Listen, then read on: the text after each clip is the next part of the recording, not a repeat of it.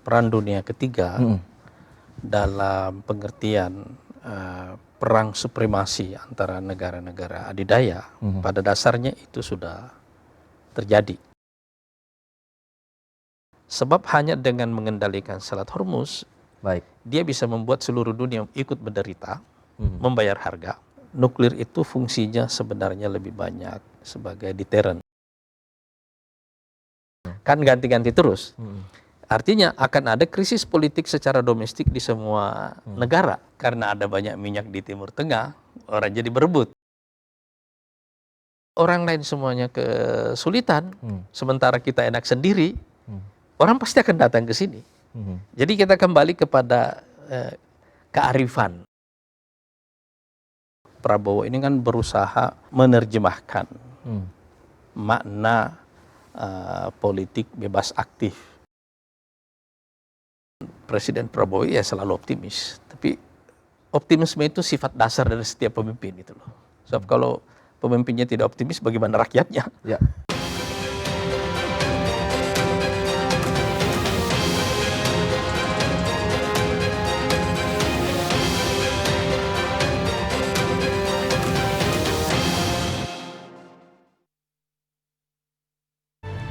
Halo, selamat malam pemirsa. Kita ini sekarang sedang berada di fase dunia yang kok sepertinya penuh ketidakpastian. Konflik di Timur Tengah gak cuma sekedar menjadi persoalan kawasan, tapi juga sudah mempengaruhi harga energi dunia, jalur perdagangan internasional, hingga stabilitas ekonomi global.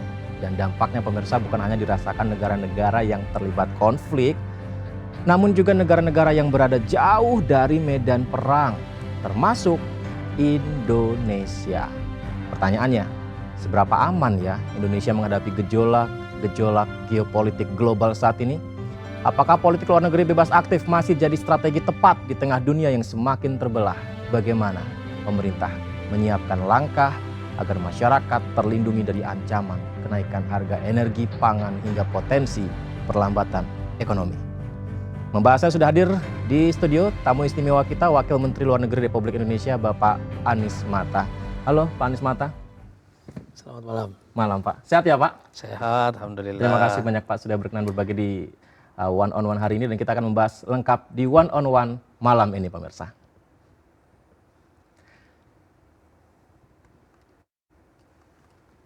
Ya, dan pemirsa dan juga Pak Anies Mata, sering sekali Pak Anies, orang mengatakan bahwa adanya informasi tentang ini akan ada perang dunia ketiga. Ini kita harus bersiap, mempersiapkan diri dengan gejolak-gejolak geopolitik dan lain sebagainya. Nah, benarkah akan menuju perang dunia ketiga atau jangan-jangan sudah terjadi, Pak Anies Mata? Kalau kita bicara perang dunia ketiga dalam pengertian perang supremasi antara negara-negara adidaya, pada dasarnya itu sudah terjadi. Sudah terjadi? Sudah terjadi.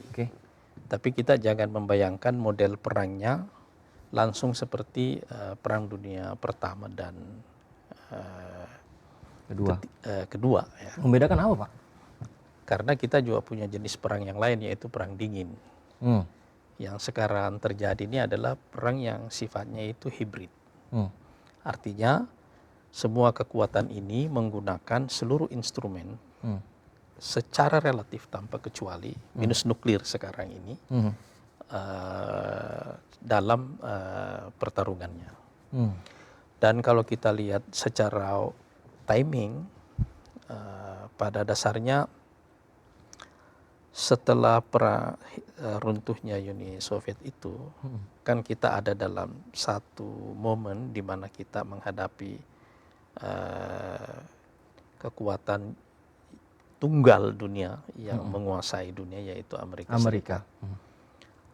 Dengan sistem ekonomi yang juga ditawarkan oleh mereka yang sama sekali berbeda dengan yang sebelumnya. Tapi sejak tahun 2008, sejak adanya krisis finansial di Amerika dan kemudian menjadi krisis ekonomi global, retakan dalam sistem ini sudah terjadi. Karena yang terjadi pada dasarnya adalah perubahan dalam komposisi atau perimbangan kekuatan global. Di tahun 2008 ke atas, Cina sudah menjadi kekuatan ekonomi kedua di dunia, meninggalkan Jepang jauh dan juga meninggalkan Eropa, ya kan? Tapi di waktu yang sama kita juga menyaksikan di bawah kepemimpinan Putin, Rusia kembali menjadi kekuatan militer, artinya kembali lagi ke panggung global sebagai kekuatan adidaya, paling tidak secara militer. Jadi yang terjadi itu adalah perubahan perimbangan kekuatan secara ekonomi dan juga secara militer. Tapi lanskap global kita sudah terlanjur berubah sangat jauh karena ada proses globalisasi yang dipicu oleh perkembangan teknologi. Ya. Nah, bukan hanya teknologi transportasi, telekomunikasi, tapi yang lebih penting sebenarnya adalah perkembangan teknologi digital dan kemudian lahirnya platform media baru, yaitu sosial media, yang mengubah pada dasarnya lanskap media dari media korporasi kepada media individu, yang ini membuat dunia kita sekarang ini terintegrasi sedemikian rupa secara sangat kuat sekali dan kita semuanya secara relatif menerima informasi real time. Betul. Ya kan? Perubahan dalam lanskap inilah yang mengubah model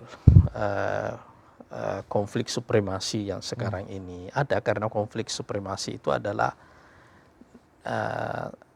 memang nature-nya sejarah kayak begitu itu. Selalu akan ada. Itu berarti siklus. Positioning Amerika sekarang sudah berbeda dengan dahulu. Jauh berbeda ya. Nah, kita juga melihat bahwa gelombang demokratisasi yang terjadi setelah runtuhnya Uni Soviet di Asia Tengah, kemudian Eropa Timur, kemudian juga sampai ke Indonesia, nanti berlanjut dengan Arab Spring di tahun 2010 ke atas dan seterusnya, ini mengakselerasi perubahan secara global. Tetapi kemudian yang paling menarik untuk kita lihat di sini adalah fokus Amerika ke Cina secara sangat spesifik berubah sangat drastis dari tahun 2015 ke atas. Dan karena itu bersamaan dengan fokus kepada Cina ini juga muncul persoalan Ukraine. Setelah itu akarnya di tahun 2014 itu, tapi kemudian berubah menjadi perang tahun 2022. Jadi pada dasarnya dalam satu perang supremasi itu, pertanyaan besarnya adalah instrumen untuk pengendalian. Instrumen untuk pengendalian. Ya. Kalau kita melihat selama masa COVID tahun 2020 ya. 2020. Ya, kan mulainya November 2019 sebenarnya, tapi kita lockdown di sini kan 2020 ya. Maret atau April ya. Sampai 2022 kita bisa melihat bahwa teknologi digital bisa menjadi instrumen pengendalian global. Betul. Iya kan? Tiba-tiba hidup Anda ditentukan oleh barcode. Betul. Ya kan? Barcode scan. Pergerakan Anda ditentukan oleh barcode itu. Jadi ini kombinasi antara teknologi digital ini dengan isu sudah masuk virus. dari bagian kehidupan sehari-hari, Pak. Ini kan kombinasi kan. Betul. Tiba-tiba secara global pergerakan kita terhenti, ya kan? Tapi kemudian ada perang Ukraine tahun 2022, ya kan? Dan ini sampai sekarang belum selesai. Kemudian ada perang Palestina tahun 2023, sampai sekarang juga belum selesai. Dan perkembangan dari perang di Palestina ini kemudian menjadi spiral ya, menyebar kemana mana, menjadi perang regional dan sekarang menjadi perang global. Ya kan? Jadi kita bisa melihat format-format konfliknya. Satu, kita bisa menyaksikan format konflik regional. Perang Ukraina dengan Rusia ini kan di wilayah Eropa, Ya. ya kan? Kemudian ini ada perang di Timur Tengah, ini pertengahan ada wilayah Asia dan Eropanya terus juga ke Afrika kan? Betul. Kan persis di pertengahan ini, makanya kawasan ini disebut selalu sebagai jantungnya dunia. Terutama pada 3 benua tua ya, Asia, Afrika dan Eropa, ya kan? Nah itu kita lihat ya, ini satu sisi ya. Secara geografi ini kelihatan seperti serial dari perang-perang regional, ya kan? Tapi kita juga melihat secara timing,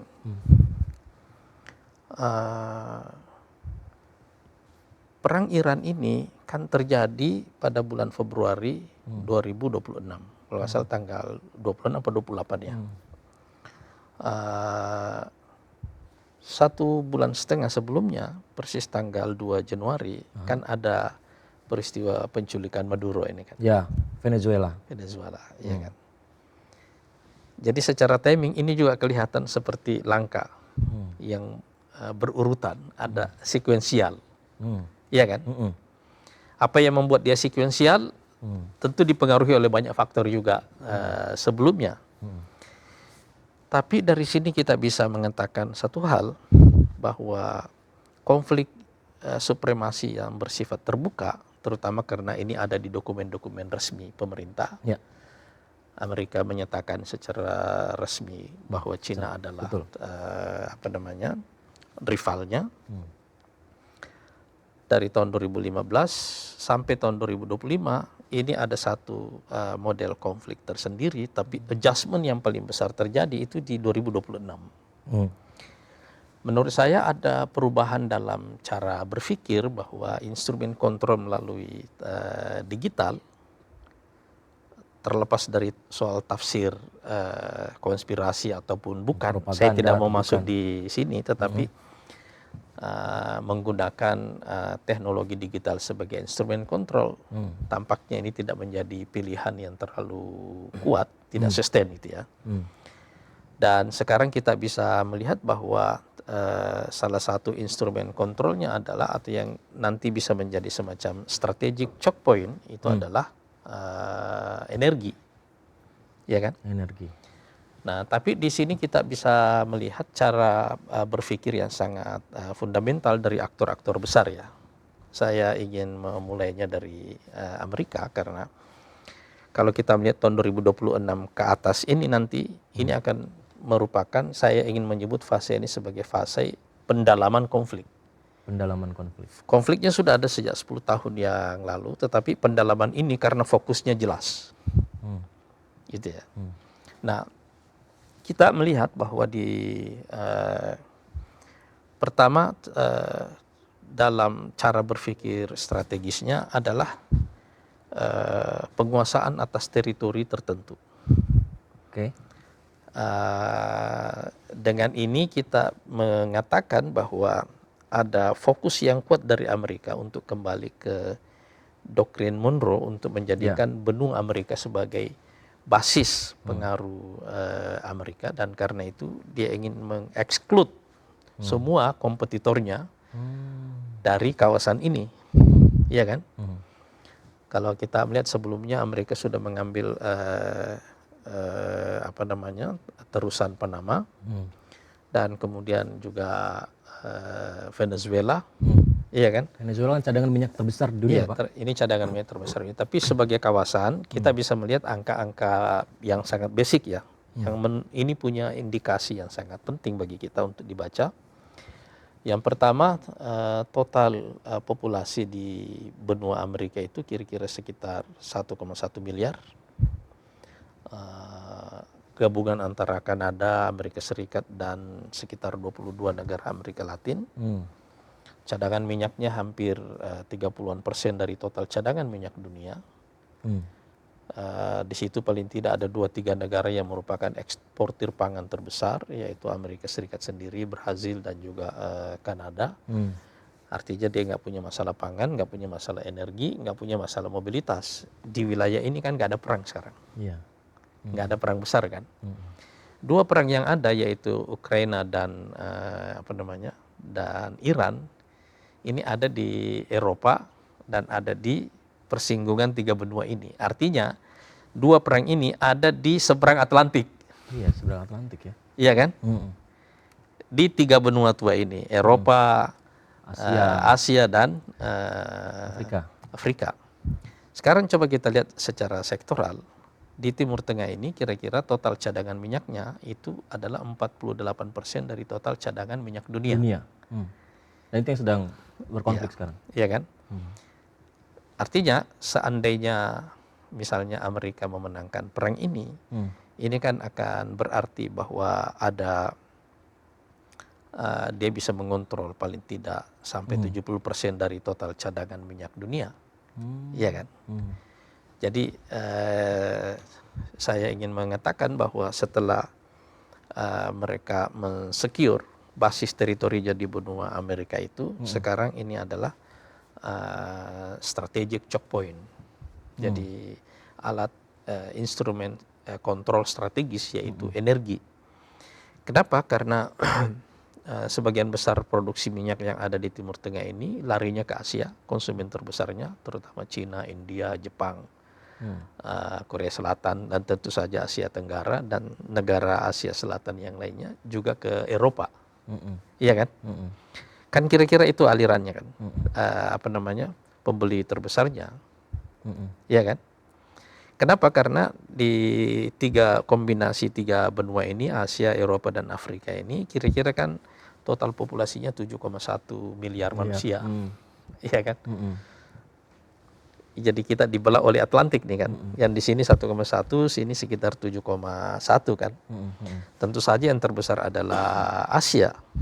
Iya kan? Walaupun sekarang Afrika juga mulai tumbuh secara jumlah penduduk, tapi sementara ini masih yang terbesar adalah Asia. Negara-negara dengan populasi besar seperti ini, tapi di Asia ini khususnya kita misalnya di Asia Timur, Asia Tenggara, cadangan minyak kan gak banyak. Iya kan? Di Asia Selatan itu kan gak banyak. Relatif kita ini adalah konsumen semuanya. Indonesia sendiri kan juga importir minyak. Betul. Iya kan? Kita sudah keluar dari OPEC sejak waktu yang sangat lama. Iya kan? Artinya apa? Kawasan dengan populasi yang sangat besar, tidak punya sumber energi, tapi dia adalah secara ekonomi bertumpu kepada industri, dan karena itu bertumpu kepada ekspor, itu sangat bergantung kepada dua hal. Satu adalah energi, yang kedua adalah logistik. Energi dan logistik. Ya. Nah, kawasan Timur Tengah ini bahayanya adalah karena dia adalah jalur logistik dan sumber suplai energi. Semuanya dong Pak itu tadi. Ya. Iya kan? Nah, sekarang kalau kita melihat bagaimana, kenapa Iran menjadikan Selat Hormuz sebagai strategic choke point-nya Iran ini. Karena ini penting untuk kita pahami. Sebab hanya dengan mengendalikan Selat Hormuz, dia bisa membuat seluruh dunia ikut menderita, membayar harga. Dan untuk itu dia berharap bahwa dunia akan kembali menekan Amerika untuk mengubah kebijakannya. Baik, Pak Anies, ditahan di situ. Ini menarik Pak, karena sebenarnya Iran ini kan kerap kali dituduhkan tentang nuklir ya. Tapi ternyata choke point mereka itu adalah Hormuz, bahkan juga ada Selat Bab el-Mandeb yang juga menjadi sesuatu kekuatan mereka begitu. Nah, kita akan membahas lebih lengkap lagi tentang bagaimana sebenarnya petanya Pak ya untuk kedepannya. Pemirsa tetap bersama kami, One on One segera kembali. Terima kasih masih bersama kami, dan kita masih bersama tamu istimewa kita, Wakil Menteri Luar Negeri Republik Indonesia Pak Anies Mata. Pak Anies, mungkin sebelum kita berdialog lagi bisa diminum sebentar Pak. Karena menarik kalau bicara soal ininya Pak. Bicara soal Iran ya Pak ya. Ini kan pemain baru di 5 tahun perang ke belakang, Ukraina, kemudian sekarang Iran Pak. Saya nggak tahu ya, entah udah beberapa puluh tahun yang lalu tiba-tiba muncul nama Iran, dan yang selalu digaungkan adalah nuklir. Tapi dari penjelasan Pak Anies Mata tadi, menarik adalah ternyata mereka bisa mengontrol dunia di Selat Hormuz. Bahkan juga ada Selat Bab el-Mandeb yang juga tidak kalah pentingnya untuk jalur dunia begitu Pak. Ini bagaimana Pak? Peta akhirnya dunia akan berubah, perubahan ini Pak? Kita mesti tahu terlebih dahulu bahwa nuklir itu fungsinya sebenarnya lebih banyak sebagai deterrence ya. Sebagai apa? Deterrence, dalam ya? pertahanan Oke, gitu ya. pertahanan. Oke. Tidak ada orang yang berpikir menggunakan nuklir kecuali kalau kita sepakat untuk mempercepat hari kiamat. Kira-kira begitu kan? Betul. Karena Israel juga punya nuklir kan? Betul. Iya Itu kan? yang akhirnya orang bertanya tentang standar ganda ya Pak ya. Iya, jadi Amerika juga punya nuklir yang kayak gitu. Jadi sekali itu meledak, ini akan selesai gitu ya. Oleh karena itu, sekarang kita yang saya coba jelaskan ini adalah cara berpikir orang, ya, supaya kita mengerti jalannya peristiwa secara lebih baik gitu ya. Bagi Iran, kalau kita berpikir secara kekuatan militer kan Amerika relatif lebih kuat bagi dia kan. Dan karena itu sifat perangnya ini asimetris pada dasarnya kan. Oke. Oleh karena itu dia harus pintar menggunakan seluruh instrumen yang dia punya untuk survive. Ya kan? Nah, instrumen terpenting bagi dia adalah memaksa semua orang untuk ikut membayar ongkos perang.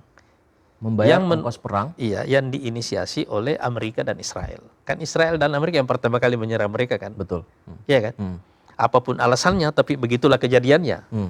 Iya kan? Jadi dasar berpikir Iran itu adalah masalah bagaimana kita bertahan hidup. Iya kan? Kalau kita ingin bertahan hidup, dia mesti membuat menggunakan seluruh elemen yang ada di tangannya untuk dipakai. Termasuk Selat Hormuz? Termasuk Selat Hormuz itu. Karena dengan mencekik orang di Selat Hormuz itu, dia memaksa harga-harga seluruh naik, dia memaksa seluruh dunia membayar ongkos. Iya kan? Bisakah kita bilang itu implementasi dari harga yang harus dibayar karena Iran diserang duluan? Ya itu akhirnya akan seperti itu. Dan dengan begitu ada harapan bahwa orang akan menekan Amerika, masyarakat dunia akan menekan Amerika untuk menghentikan perang. Kira-kira begitu kan jalan berpikirnya. Tapi ini masih belum sepenuhnya bisa menciptakan kontrol penuh. Karena persoalan dengan energi nanti berhubungan juga dengan isu lain, yaitu isu fertilizer, pupuk, ya kan? Ya, dan ini kan ada berarti ancaman kepada keamanan pangan dunia, ya kan? Itu sebabnya dua faktor ini yang menjadi agenda strategis pemerintahan Pak Prabowo kan, yaitu keamanan pangan dan keamanan energi. Tapi ada satu hal yang juga jauh lebih penting dari itu semuanya, yaitu masalah mobilitas. Ya kan? Jalur mobilitas yang terpenting itu adalah Laut Merah juga sebenarnya kan. Iya kan? Karena kalau Selat Babul Mandab itu ditutup, ya berarti jalur ke ke Laut Merah, akhirnya nanti ke Laut Mediterania, itu akan sangat terganggu. Itu artinya hub antara timur dan barat itu akan sangat terganggu. Iya kan? Selat Malaka ini kan menjadi penting karena dia menghubungkan ini Asia Timur dengan wilayah barat sana kan. Tapi once di sini juga tertutup, ini kan juga akan terkena. Iya kan? Kan kira-kira gitu kan? Betul. Jadi nggak bisa melintas seperti sebelumnya. Nggak bisa ya. Kecuali kalau kita kembali ke rute abad 16, masuk ke Tanjung Harapan dan lain-lain gitu jauh kan. sekali Pak. Jauh kali kan. Kan rute ini dibuat karena untuk itu kan dulu. Nah jadi kita melihat bahwa sebenarnya di sini ada persoalan energi, ada persoalan pupuk, dan ada persoalan yang lebih penting, logistik, yaitu mobilitas. Gitu ya. Inilah yang sangat mengancam negara-negara Asia secara umum kan bergantung kepada pergerakan ekspor impor. Global trade, perdagangan internasional kan. Indonesia itu volume perdagangan internasionalnya sekitar 500 miliar dolar. $0,5 triliun kira-kira gitu kan. Waduh. Iya kan? Ganggu sekali dong Pak. 40%-nya itu dengan Asia Timur. 20%-nya dengan ASEAN. Sisanya yang 40% lainnya dengan yang lain-lain. Dunia Islam, Eropa dan Amerika. Iya kan? Semua kan pakai jalur ini. Dan dengan besaran $0,5 triliun volume perdagangan internasional sekarang ini, begitu ada gangguan di sini, itu secara langsung itu akan mempengaruhi revenue kita dari sektor, dari ekspor. Iya kan? Bisa kemana-mana Pak ya? Iya. Iran itu. Sekarang coba kita bayangkan kombinasi yang sangat buruk antara kenaikan harga energi, kenaikan harga pupuk, dampaknya kepada inflasi seluruhnya, inflasi pangan dan inflasi semua sektor, iya kan? Kemudian penurunan jumlah ekspor kita, volume ekspor kita gitu. Iya kan? 3 faktor ini yang akan paling terpengaruh. Begitu kita defisit dalam neraca pembayaran kita, kan persoalan kita bertubi-tubi jadinya kan. Mata uang kita melemah sementara pembayaran utang kita dan revenue kita berkurang. Kan itu kan. Ini kan kombinasi yang bisa terjadi dan bisa sangat buruk bagi kita di sini. Tapi bukan hanya Indonesia, itu seluruh kawasan ini akan merasakan hal yang sama gitu. Kan begitu kan kira-kira. Jadi yang perlu kita pikirkan sekarang ini adalah bagaimana perang ini yang kita tidak tahu bagaimana dia akan berakhir sampai sekarang, karena di tengah semua usaha perdamaian kan saling serang kan juga terjadi kan. Jadi nggak ada pada dasarnya yang bisa memprediksi end game dari ini semuanya. Bukan soal kapan berakhirnya sekarang, bagaimana berakhirnya. Bagaimana berakhirnya? Iya kan? Atau bagaimana bertahan dengan situasi yang sekarang? Iya, akhirnya bagi kita yang tidak terlibat kan begitu kan. Bagi kita yang tidak terlibat kan. Oleh karena itu bagi kita sekarang kombinasi 3 unsur ini, yaitu faktor energi, pupuk, dan kemudian ini logistik yang mempengaruhi volume perdagangan kita nanti secara keseluruhan, secara makro, itulah yang menurut saya akan menjadi persoalan dasar seluruh negara, terutama yang ada di 3 benua ini. Jadi sebenarnya kita mesti mengajak seluruh pihak, paling tidak yang ada di wilayah geografi ini yang terkoneksi dengan populasi yang sangat besar, untuk memikirkan hal yang sama. Sebab pada dasarnya, walaupun Amerika terlibat dalam perang di Timur Tengah ini, tapi sebenarnya secara geografi kan dia nggak punya masalah. Iya sebenarnya Pak. Iya kan? Dia nggak punya masalah. Kawasan itu nggak punya masalah energi, nggak punya masalah pangan, nggak punya masalah logistik, nggak ada perang besar yang terjadi di sana kan? Justru setelah menyerang Iran, harga minyak di sana naik, Pak. Iya. Dan kalau kita lihat sekarang kan pendapatan dari perusahaan-perusahaan minyak naik luar biasa. Iya. Iya kan? Nah sekarang bagaimana kita deal dengan situasi seperti ini? Nah itu pertanyaan besarnya itu, Pak. Iya, itulah pertanyaan besarnya, bukan cuma bagi Indonesia pada dasarnya. Ya. Tapi juga bagi seluruh dunia. Kalau Anda melihat misalnya sekarang pertumbuhan ekonomi di Uni Eropa kan di bawah 2, di bawah 2%. Saya kira hampir semua negara-negara Teluk sekarang, ya mungkin juga saya kira including Iran sekarang juga selama perang ini kan tidak punya revenue, iya kan? Atau katakanlah kondisinya sangat berat gitu kan. Tidak gampang. Jadi kalau ini berlangsung lebih lama lagi, seluruh aktor yang terlibat itu tidak, saya kira kecuali Amerika, itu tidak akan itu pasti akan terkena dampak yang sangat dahsyat.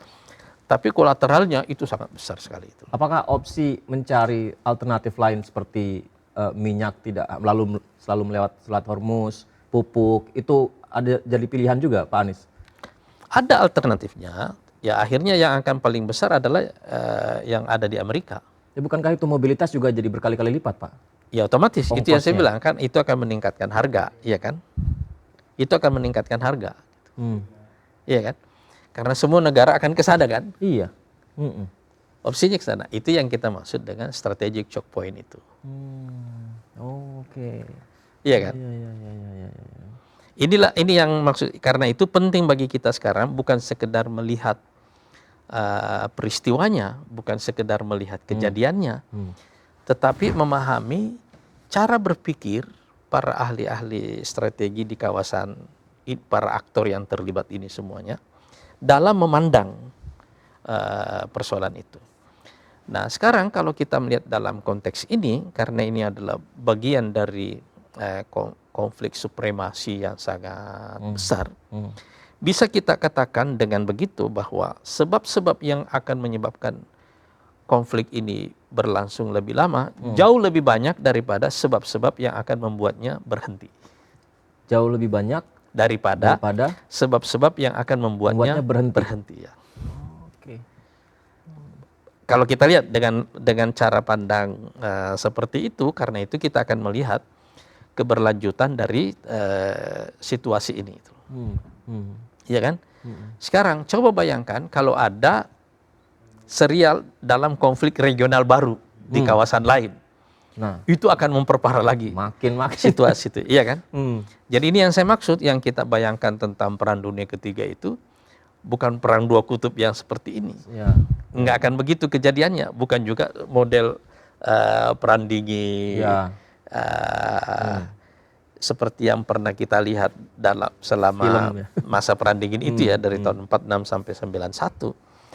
Tapi kita kembali kepada satu konsep perang yang mempunyai makna dasar adalah bukan mengalahkan musuh, tapi menciptakan problem bagi musuh yang membuatnya lumpuh. Oke. Bagaimana kita meng-create problem bagi musuh yang membuatnya lumpuh. Lumpuh. Meng-create musuh menjadikannya lumpuh. Iya, membuat problem, menciptakan masalah bagi musuh yang membuatnya lumpuh. Kira-kira kan I see. cara berpikir dalam perang hibrid ini kira-kira seperti itu. Artinya berarti ini diarahkan orang mencari opsi alternatif lain, tidak selalu lewat Selat Hormuz dan Selat Bab el Mandab tadi, begitu Pak ya? Kurang lebih. Begitu Anda masuk ke alternatif itu, nanti ongkos logistik Anda naik, ongkos energinya naik, dan Anda menjadi tidak kompetitif secara ekonomi. Ya. Kan begitu kan? Tapi idealnya seperti yang disampaikan Pak Presiden ya Pak ya? Kita Kan misalnya begini. energi pangan di Indonesia sendiri ya Pak? Iya, itu kan makanya Presiden kan berpikir, premis dasar dari Presiden itu adalah konflik global ini akan berlangsung lebih lama, dan semua negara dipaksa untuk kembali kepada persoalan dasar, yaitu bagaimana dia bisa bertahan hidup. Iya. Persoalan semua negara itu sama, Iya. tapi cara setiap negara merespon dan bertahan hidup itulah yang berbeda-beda. Iya kan? Iya. Apa yang dikatakan oleh Presiden Prabowo itu adalah memperkuat dua sisi kemandirian strategis, yaitu pangan dan energi. Iya kan? Kan misalnya B50 yang kemarin kan ini upaya untuk itu. Iya. Yang diresmikan. Iya, ini kan satu upaya untuk itu, untuk menghentikan impor solar. Iya kan? Satu item lah. Iya kan? Itu akan mengurangi. Cuma nanti kan kita belum lihat bagaimana ini akan efek spiralnya nanti seperti apa. Iya kan? Kalau kita mengurangi impor sawit, iya kan? Itu berarti pendapatan ekspor kita juga akan berkurang, dan bagaimana dia akan mempengaruhi harga internasional, dan impact baliknya nanti kepada inflasi belum bisa kita ukur sampai sekarang. Tapi sebagai satu uji coba, ini kan suatu usaha yang bagus ya. Tapi premis dasarnya itu adalah survival mode, cara berpikir untuk survive. Setiap bertahan. negara punya survival mode-nya masing-masing. Kita pilihannya itu tadi ya Pak ya? Iya, artinya opsi-opsi yang tersedia bagi negara itu sangat tergantung kepada kemampuan domestik setiap negara itu mengelola sumber dayanya, menutupi kelemahannya, dan membangun hubungan internasionalnya atas dasar pendekatan komplementari, saling melengkapi itu tadi. Iya kan? Kan kira-kira itu kan? Mungkin kita akan kembali menggunakan batu bara lebih banyak, dan itu akan berarti ekspor batu bara kita berkurang, dan itu berarti pendapatan ekspor kita menurun, dan seterusnya, dan itu berarti akan mempengaruhi pertumbuhan. Kan kira-kira begitu kan? Jadi ini adalah satu mata rantai yang saling mempengaruhi satu dengan yang lainnya. Tapi semua negara juga menghadapi hal yang sama. Ya kan? Apa yang ingin saya sampaikan di sini adalah sisi kompleksitasnya. Opsi-opsi yang tersedia itu tidak banyak, dan karena itu setiap negara akan menghadapi pergulatan domestik dengan sendirinya. Semua negara akan menghadapi situasi itu. Coba Anda lihat misalnya di Eropa sejak tahun 2022 ada perang Ukraina. Ketika ada sabotase kepada pipa gas dari Rusia ke Jerman, Nord Stream ya. Kan tiba-tiba harga energi di Eropa naik. Dan karena itu inflasinya naik. Sekarang kita lihat pertumbuhan Uni Eropa kan tidak tinggi. Kan rata-rata di bawah 2 seluruh di Uni Eropa. Iya kan? Cuma kelebihan dari negara-negara Eropa itu adalah karena baseline dari masyarakatnya secara relatif masih bagus dan interkoneksi di dalamnya juga sudah relatif bagus. Proses integrasi Eropa sejak ada Uni Eropa kan makin bagus. Sudah siap ya mereka ya? Ya, persoalan domestik di masing-masing negara itu ada. Pergantian rezim yang lebih sering. Lihatlah misalnya Inggris ya. Sejak selesainya Tony Blair, kan pimpinannya ganti-ganti terus kan. Naik mundur, naik mundur, naik mundur. Iya kan? Kan ganti-ganti terus. Artinya akan ada krisis politik secara domestik di semua negara. Iya kan? Cuma bagaimana mengelola tensi secara domestik itu kan beda-beda. Betul. Tetapi dampaknya secara fundamental disebabkan oleh efek spiral dari konflik dasar itu tadi. Pak Anies, ini jadi pertanyaan pribadi saya Pak ya. Menarik nih.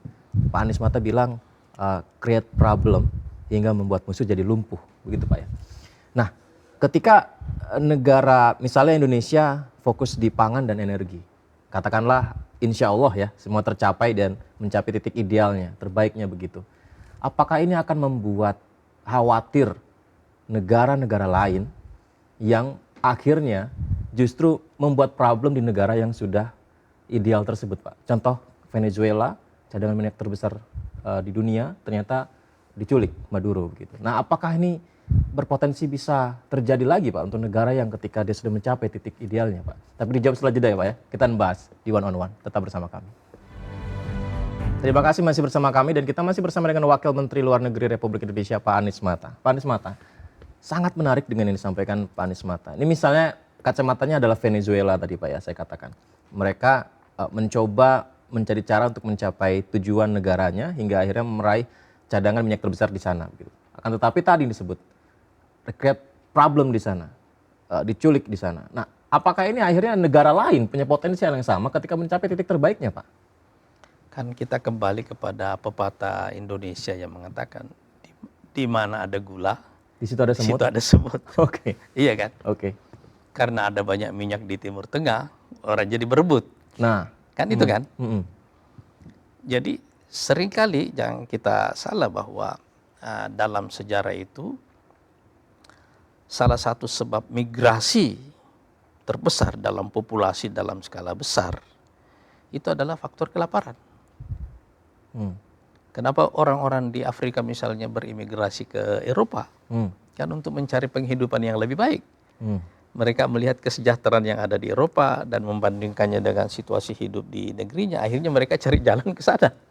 Iya kan? Iya. Sekarang kita lihat salah satu persoalan terbesar yang menjadi perdebatan politik dan naik dan munculnya partai-partai baru dan termasuk diantaranya munculnya kanan jauh di Amerika, partai-partai far right di Amerika, itu kan isu imigran. Betul. Iya kan? Imigran asalnya apa persoalannya? Kalau ada perang di satu tempat, orang cari tempat damai. Iya kan? Kalau ada kelaparan di satu tempat, orang cari tempat untuk cari makan. Kan begitu aja kan? Iya. Kalau misalnya orang lain semuanya kesulitan, sementara kita enak sendiri, orang pasti akan datang ke sini. Jadi kita kembali kepada kearifan kita ya, di mana ada gula, di situ ada semut, iya kan? Jadi sekarang pertanyaannya bagi kita adalah kita mau pertahankan gulanya dari semut dan mengusir semut-semutnya, atau membagi gulanya. Wah, kan begitu kan? Disinilah isu kedaulatan dan pertahanan itu sekaligus juga menjadi diskursus baru, iya kan? Kita punya kekayaan alam yang sangat besar, tapi untuk itu juga dituntut bagi kita untuk mampu mempertahankan kekayaan alam itu, iya kan? Itu karunia di satu sisi, tapi karunia ini ada konsekuensinya. Ya. Banyak kita semut-semut mesti lain, mampu bisa mempertahankannya. Betul. Iya kan? Nah sekarang orang mungkin tidak datang ke sini, iya kan? Let's say misalnya katakanlah kalau misalnya ada gangguan yang sangat besar dalam suplai minyak misalnya dan harga minyak jadi naik, orang semuanya kembali ke batu bara. Iya kan? Orang akan minta berbondong-bondong orang datang ke sini minta batu bara dari Indonesia. sementara kita sendiri tidak cukup. Antara isu kedaulatan, isu domestik, dan isu kemanusiaan. Kan kira-kira akan begitu kan? Iya. Dilematis, Pak. Kita akan dilematis, iya kan? Misalnya ketika ada perang di Syria dulu kan. 3-5 juta orang Syria datang ke Turki. Ya kan? Uni Eropa meminta supaya Turki jangan sampai melepas mereka datang ke Eropa. Iya. Iya kan? Sekarang bagaimana Turki menghadapi orang-orang yang korban perang itu? Dia tolak atau dia terima? Itu tetangganya, itu saudaranya, Diterima. sesama Muslim, dan seterusnya. Kan itu jadi persoalan kemanusiaan. Setelah itu dia juga berpotensi menjadi masalah keamanan. Keamanan domestik. Setelah itu dia menjadi masalah ekonomi. Ada lagi. Karena 5 juta orang, 3 juta orang perlu makan, perlu cari pekerjaan, dan itu artinya dia akan compete dengan warga lokal. Iya kan? Iya. Jadi coba kita lihat dalam spektrum yang lebih luas dan bagaimana efek sekuensial dari satu masalah juga efek spiralnya. Dalam pendekatan seperti itu akhirnya yang diperlukan ini adalah satu pemahaman yang mendalam tentang kompleksitas masalah dan keberanian dan realisme yang tinggi untuk mencari solusi dan pendekatan yang lebih komplementer, artinya memperhitungkan kepentingan kolektif kita pada akhirnya sebagai sesama umat manusia. Pada akhirnya sebagai sesama umat manusia. Pak, positioning pemerintah Indonesia, Pak. Amerika, konflik dengan Iran, Cina, ekonominya sedang bergerak ke atas, Rusia, tadi Bapak bilang juga militernya bagus. Dengan dunia-dunia yang sekarang bergejolak seperti ini, Indonesia positioning pemerintahnya seperti apa, Pak? Karena kita juga bergabung di Board of Peace juga, kemudian kita juga aktif di beberapa forum internasional. Bagaimana, Pak? Sebenarnya kan pemerintahan Prabowo ini kan berusaha menerjemahkan makna politik bebas aktif. Itu ya. Betul. Dengan berusaha terlibat, berpartisipasi dalam semua isu-isu global secara sangat maksimal ya. Dan kompleks tadi yang Bapak bilang ya. Dan sangat kompleks, pasti tidak gampang. Misalnya kan sejak awal Presiden langsung bergabung dengan BRICS, Indonesia langsung bergabung dengan BRICS. BRICS juga. Tapi pada waktu yang sama kita juga ingin bergabung dengan OECD, walaupun sekarang belum selesai keanggotaan kita. Tapi kita juga mau terlibat di BOP yang sebenarnya tujuannya adalah secara sederhana untuk memperlihatkan political will. Bahwa apapun usaha untuk menghentikan genosida di Palestina akan kita lakukan. Secara teknis itu tidak gampang. Ya. Makanya sampai sekarang susah dieksekusi. Iya kan? Dan karena situasinya sekarang sangat kacau, pemerintah memutuskan untuk tidak untuk menunda semua pembicaraan tentang BOP dan pengiriman pasukan ke sana. Kan itu kan sekarang masalahnya. Tapi menerjemahkan makna bebas aktif ini memang memerlukan eksperimen yang lebih jauh, karena sekarang mungkin kita tidak ada dalam perang itu, tapi one day kita bisa ada dalam perang itu. Kan kita nggak pernah tahu, iya kan? Bahwa suatu waktu sekarang mungkin kita yang tampak membantu, tapi di waktu yang lain mungkin kita yang akan memerlukan bantuan. Kita mesti memandang bahwa efek spiral dari satu krisis itu tidak akan selesai di tempat di mana dia berada, dia akan pergi jauh. Iya kan? Dia akan pergi jauh gitu. Dalam perspektif itulah kita memang sekali lagi perlu memahami kompleksitasnya dan perlu untuk terus-menerus terlibat secara sangat aktif. Sayangnya tentara kita yang bertugas di PBB juga sempat menjadi korban, Pak ya. Kalau itu kan risiko di mana saja ya mungkin yang bisa terjadi. Setiap pengiriman pasukan seperti itu pasti mengandung risiko, iya kan? Tapi sebagai kewajiban moral kan kita tetap komit untuk tetap menjalankan tugas itu. Cuma yang saya mau jelaskan di sini adalah penting sekali bagi kita sama-sama memahami kompleksitas masalah. Yang kedua, opsi-opsi yang tersedia bagi kita semuanya juga tidak banyak. Jadi kita perlu jauh lebih realistis dan mengembangkan semangat keterlibatan yang lebih tinggi, supaya kita jangan memandang bahwa kenapa kita tidak misalnya fokus kepada isu domestik dan mengurus yang di luar. Oke, sekarang mungkin kita nggak punya masalah, tapi suatu waktu kita punya masalah, jangan datang kepada orang hanya waktu kita punya masalah. Saat Itu masalah maksudnya saja gitu. datang ya. Iya. Ya, Kan begitu kan. Nah, berpikir secara realistis dan logis dalam cara seperti inilah, dan pemahaman yang mendalam terhadap kompleksitas masalah ini yang menurut saya membutuhkan orang itu harus bersifat lebih humble ya. Dalam kita harus sangat logik, sangat humble menghadapi masalah, tapi harus juga berani mengambil terobosan-terobosan besar. Berarti Indonesia dengan situasi yang terjadi seperti sekarang tidak ada memihak negara ini, memihak negara ini, memihak negara ini, gitu Pak ya? Justru kita harus membawa narasi yang mewakili kepentingan bersama kita sebagai masyarakat manusia pada akhirnya. Seperti yang saya katakan tadi, kalau Anda bicara geografi, kolateralnya kan Asia, Afrika, dan Eropa. Betul.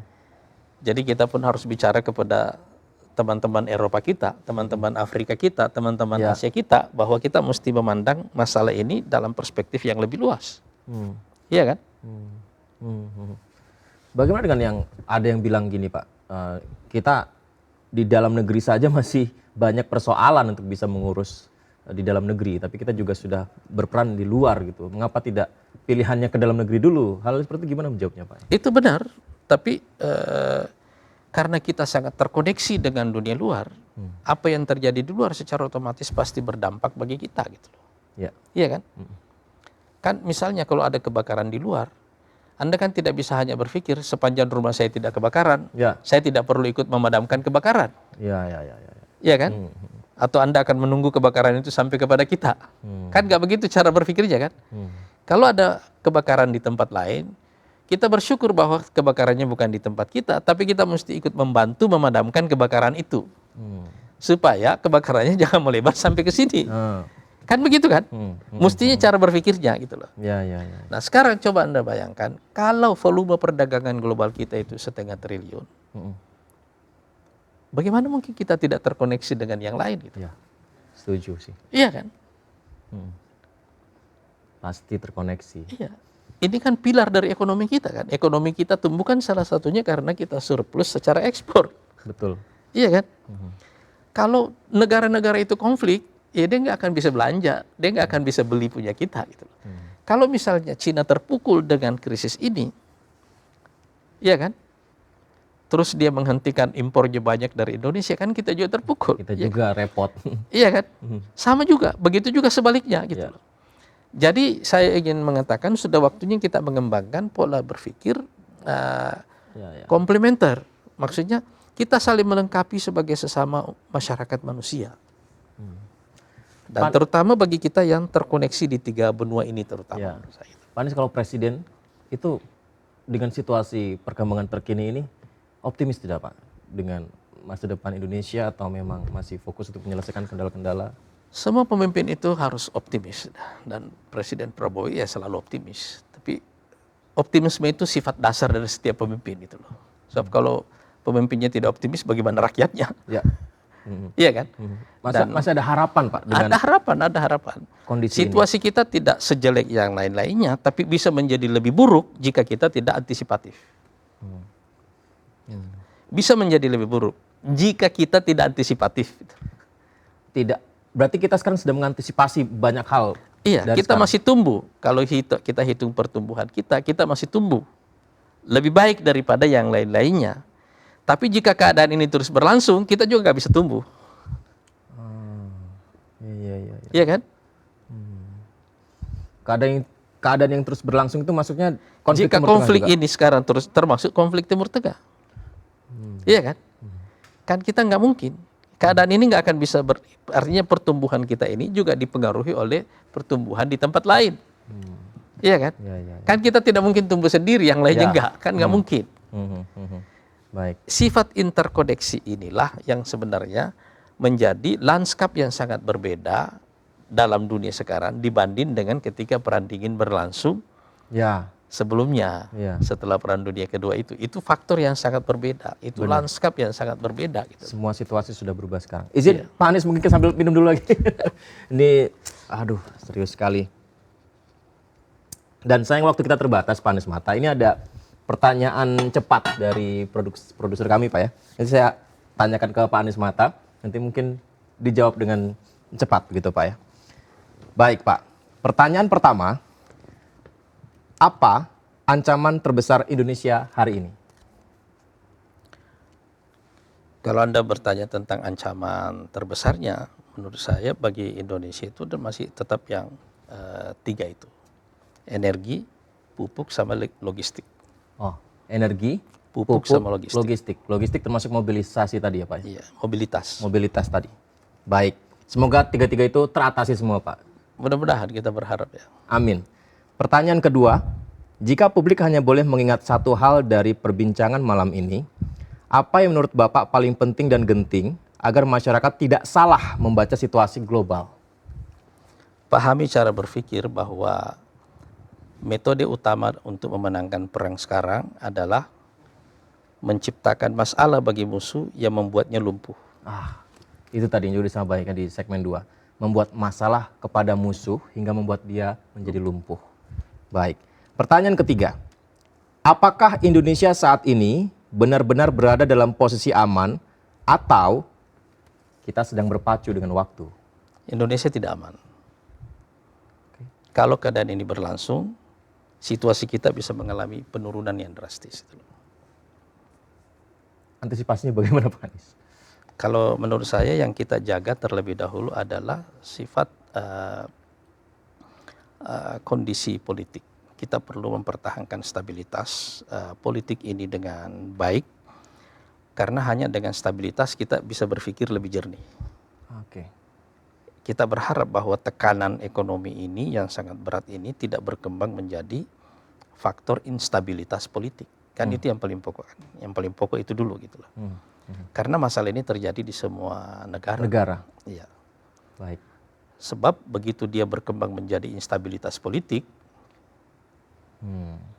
kan ada krisis ekonomi berkembang jadi krisis politik. Iya kan? Tekanan ekonomi ini ada, tapi kita harus berusaha untuk tidak membuatnya berkembang menjadi krisis politik. Ya. Kita tidak bisa mengingkari krisis ekonomi ini, gitu. Walaupun keadaan kita masih relatif lebih bagus dibanding negara-negara lain. Tapi jika keadaan ini terus berlangsung seperti sekarang, konflik global ini terus seperti ini, degradasi dan penurunan dalam situasi kita juga akan terjadi. Dan untuk itu kita perlu mengantisipasinya supaya ini tidak berkembang menjadi secara domestik menjadi krisis politik. Dan Pak Anies sebenarnya ketika pemerintah punya solusi, rakyat selalu bersama pemerintah Pak. Tinggal disampaikan dengan forum mungkin sering-sering ke Sindo seperti ini Pak. Sebenarnya lebih bagus kita berpikir bahwa pilihan-pilihan pemerintah juga terbatas. Ya. Lebih bagus kita berpikir bahwa ini bukan masalah pemerintah. Ini adalah masalah kita bersama. Masalah kita bersama. Dan karena itu kita juga perlu pikiran dari masyarakat kita kepada pemerintah. Kita sharing aja, ini pada akhirnya masalah kita kan. Pemerintahan ini kan, yang namanya negara ini kan organisasi kita bersama. Ya. Iya kan? Kita kelola bersama, kita sharing bersama. Masalah kita ya masalah kita bersama. Gitu. Dan menuju Indonesia emas pun bersama-sama. Ciri dari masyarakat yang dewasa itu adalah yang bisa mengelola krisis ekonominya dan tidak berkembang menjadi krisis politik. Itu ciri dari masyarakat demokrasi yang dewasa. Baik, bismillah. Semoga Indonesia lebih baik lagi. Pak Anies Mata, Wakil Menteri Luar Negeri Indonesia, terima kasih banyak. Terima kasih. Terima kasih banyak. Dan demikian pemirsa, informasi kita dan kita akan segera lihat bagaimana langkah-langkah pemerintah seperti yang disampaikan Pak Anies Mata tadi bahwa pemerintah bersama dengan rakyat menuju Indonesia lebih baik. Terima kasih, sampai jumpa.